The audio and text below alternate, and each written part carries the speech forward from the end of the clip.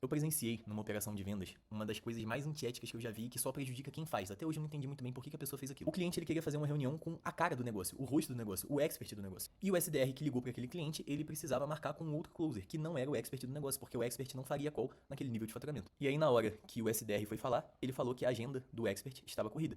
E aí o cliente falou: "Uai, eu posso esperar vagar". E aí o SDR falou: "Não, mas é porque aqui ele é o especialista nas apresentações comerciais". E aí o lead perguntou: qual a especialização dele em me apresentar uma proposta que todo mundo da empresa conhece? E aí o SDR falou: só ele explica direito.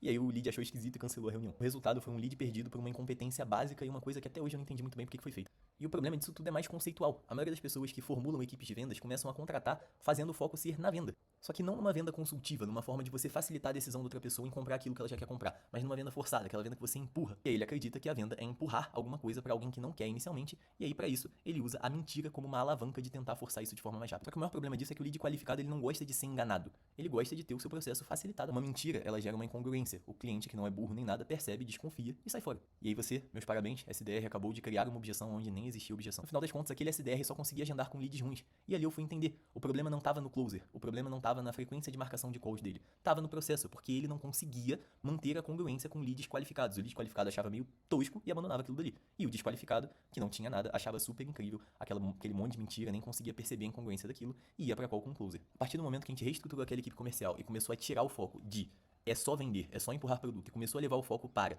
o que o lead teria de dúvidas ainda que poderia impedir dele comprar esse produto que ele se interessou.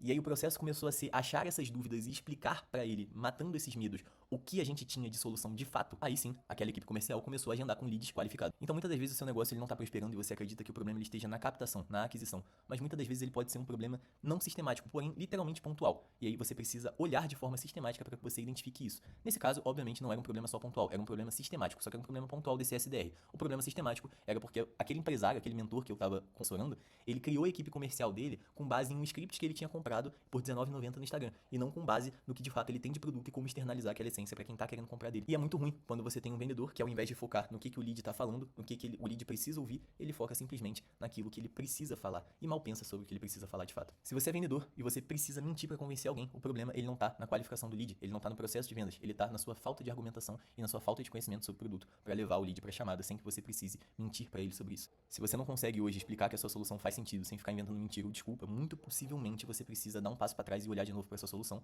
E se você está percebendo isso na sua equipe e você já desenvolveu sua solução, talvez você precise dar um passo para trás e ver como que está a comunicação entre a essência que você desenvolveu e os seus setores de venda.